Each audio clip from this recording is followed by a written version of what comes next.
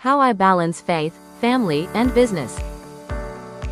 Building a business is hard, but building it while protecting your faith and family is harder. Today, I want to share how I balance faith, family, and business, not perfectly, but intentionally. Hello, my name is Divine Corcio. I'm a Filipino entrepreneur helping Filipinos sell online in the US. This video is brought to you by Prep for You Services, The Follow Hub, Gawang Kame US, DCS Digital Consultancy and Services. There were seasons when I focused too much on work and seasons when I felt guilty for resting.